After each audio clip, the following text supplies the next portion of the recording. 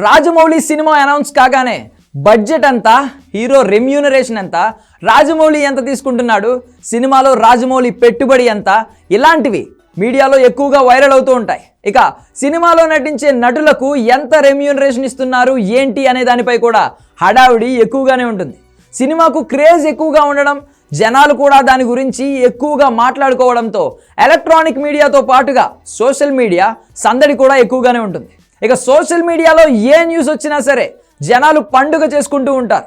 లేటెస్ట్గా చాలా ఫాస్ట్గా మహేష్ బాబు సినిమా షూటింగ్ను స్టార్ట్ చేసిన రాజమౌళి ఈ సినిమా బడ్జెట్ విషయంలో చాలా జాగ్రత్తగానే ఉంటున్నట్లు వార్తలు వచ్చాయి. దీనికి సంబంధించి ఎక్కడా బయట మాట్లాడొద్దని, అలాగే హీరోకు, హీరోయిన్కు, మిగతా టెక్నీషియన్లకు అందరికీ ఇప్పటికే రాజమౌళి చాలా గట్టిగా చెప్పాడు.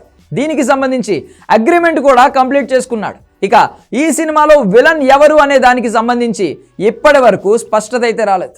ఈ సినిమాలో విలన్ కోసం కేరళ యాక్టర్ని ఒకరిని ట్రై చేస్తున్నట్లు వార్తలు వచ్చాయి. అయితే Bollywood star hero John Abraham విషయంలో రాజమౌళి ఇంట్రెస్ట్ చూపిస్తున్నారని, మహేష్ బాబు కూడా అతని కోసం ఇంట్రెస్టెడ్గా ఉన్నాడని తెలియడంతో జాన్ అబ్రహాం కూడా ఈ సినిమాలో నటించడానికి రెడీ అయ్యాడు. అయితే రెమ్యూనరేషన్ విషయం మాత్రం ఎంత అనేది క్లారిటీ రావడం లేదు. ఈ సినిమాలో నటిస్తే ఖచ్చితంగా దాదాపు 2 ఏళ్ల పాటు టైం కేటాయించాల్సి ఉంటుంది.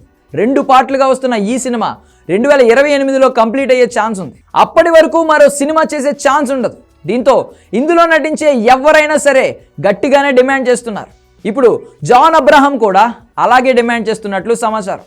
తాను 2 ఏళ్ల సమయం కేటాయించాల్సి ఉంటుంది కాబట్టి కనీసం 35 కోట్లు తనకి ఇవ్వాల్సిందే అని జాన్ అబ్రహాం డిమాండ్ చేశాడట. అతనికి ఉన్న క్రేజ్ను దృష్టిలో పెట్టుకున్న రాజమౌళి ఇప్పుడు బ్రతిమలాడే పనిలో పడ్డాడు. బడ్జెట్ ఎక్కువైపోవడంతో కాస్త తగ్గించుకోవాలని రిక్వెస్ట్ చేశాడట. అయితే 2 ఏళ్ల పాటు సమయం వద్దని, ఏడాది వరకు తనకు కేటాయిస్తే చాలని, రెమ్యూనరేషన్ విషయంలో ఆలోచించుకోవాలని కోరాడట.